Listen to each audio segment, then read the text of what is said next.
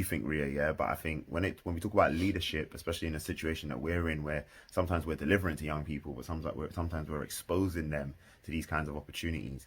You see, even just bringing them to an office space like that, not to say that always is the big fancy office that inspires a young person, because that's not always the case, but for some of them who do desire to go into a more of a corporate direction, that in itself is exposure. It's healthy exposure. They're going there and they're going, rah, like, this is a nice place. And most importantly, when they get there, their name's already on the list at reception. They feel welcomed by those receptionists because we've had those conversations in advance with the company about this is who we're bringing. And those companies know if they're coming with us, you make them feel celebrated and valued. Do you get what I'm saying? So even just at the start of this video, you can tell how our facilitation of such opportunities is a type of leadership that we find really important. I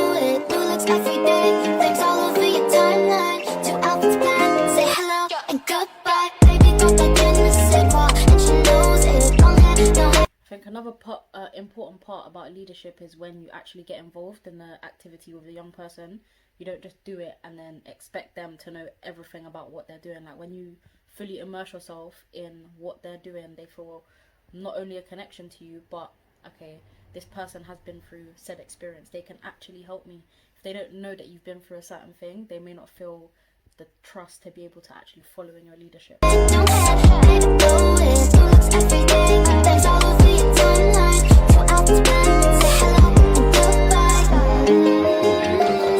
There's probably two things to talk about, but I'll let the video run a bit more for the next one. But even just how you design a day, like, notice they've had the opportunity to go in and do an interactive workshop to learn certain things about topics that they themselves are interested in. So with this, the reason we went to the Financial Times is because a part of that group had run their own event a month before on financial literacy, because it was something that they felt they wanted to know more about.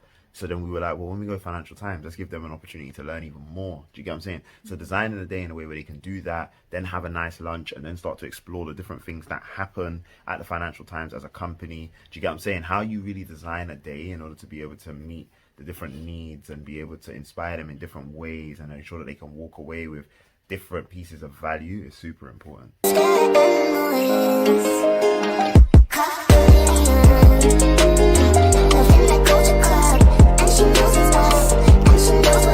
And then final pause for me, but then if you want to add to this, Ria, but that's the other part.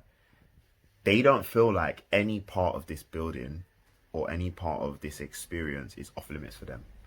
Like, they're able to just treat it like this is my place. Like, I can fully get involved. No one's telling me you're not allowed to do that. If you're really going to give young people the opportunity to be inspired and really be leaders to them, you've got to let them know nothing's off limits to you. Nothing's out of bounds to you. We can't use language like, oh, anything is possible, but then they go somewhere and that's impossible. Like, do you get what I'm saying? No, anything is possible. So today, anything is possible.